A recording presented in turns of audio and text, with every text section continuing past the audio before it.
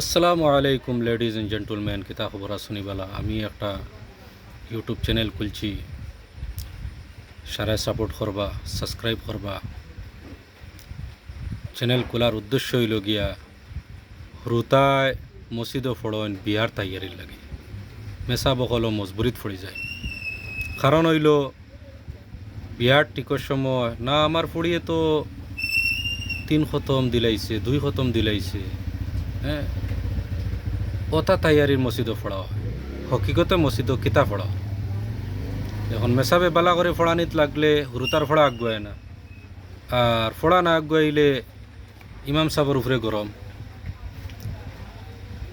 ও বিষয় নিয়া হুরুতায় 10 বছর 12 বছর মসজিদও ফড়িয়া একটা হামদু সুরা সুরে ফাতেহা সুরাও শুদ্ধ করে পড়তে পারেন না, নমাজর আন্দাজা ইলিম সহি শুদ্ধ করে তলব করতে পারেন না। কেন এক ইমাম সাহেব 150 হুরুতা 200 হুরুতা একটা একটা মিনিট একটা ছাত্রর তলে যদি ইমাম সাহেবের সময় দেয়, হিম্মত আছে নি 1.5 ঘন্টা 150 ছাত্রের সারারে সহি শুদ্ধ হিসাবে শিখাইতে? অসম্ভব।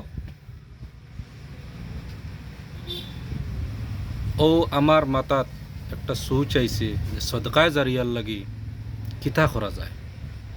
আমি আলিফ বা তা সাত থাকি একটা কোচিং ক্লাস চালু করবো ইনশাল্লাহ। আমার ইউটিউবও চাইবা, ইনশাল্লাহ ফায়দা হইব। যে আলিফ বা তা সা চিনব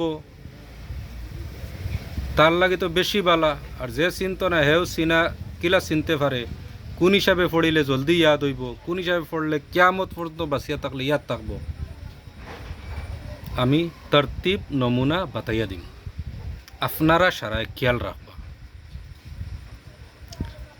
যেমন লাখান তা জবর তা, এখন তাই গুই 1 আলিফ লাম্পা করতে হইলে কিতা করা লাগবো, 2 আলিফ লাম্পা করতে হইলে তার লগে কিতা লাগাইতে লাগবে, যে কোনো হরফ জিম হোক সিন হোক।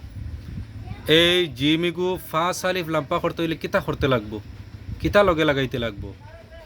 হ্যাঁ, নুন মসদ্দত মিম মসদ্দত মধ্যে আরি জফি মধ্যে লীন লাজিম, হ্যাঁ একফায় শফই ইজাহারে শফই, ইতা জিনিস কোরআন শরীফ সহি শুদ্ধ করে পড়তে হইলে 1 নম্বর হইছে তাজবিদ। যত মসজিদ আইন আছে সব মসজিদ আইন তো 1 নম্বর সারায় গুরুত্ব তজবিদে দেখুয়া 100% ইনশাআল্লাহ কোরআন শরীফ সহি শুদ্ধ হয়ে যাব। লগে দিয়া বাকি যেটা মাসলাম আছে সারাও সহি শুদ্ধ হয়ে যাব। নমাজর আন্দাজা কমসে কম ইলিম সহি শুদ্ধ হয়ে যাব।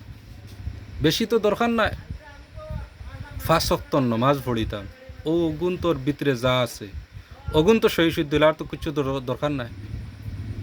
ইনশাআল্লাহ আমার চ্যানেল ফলো রাখবা, ইফতিখার অফিসিয়াল আসাম। 100% কোরআন শরীফর পড়া ক্লিয়ার হয়ে যাব। জেন খুদা হাফিজ, দোয়াত ইয়াদ রাখবা। আসসালামু আলাইকুম।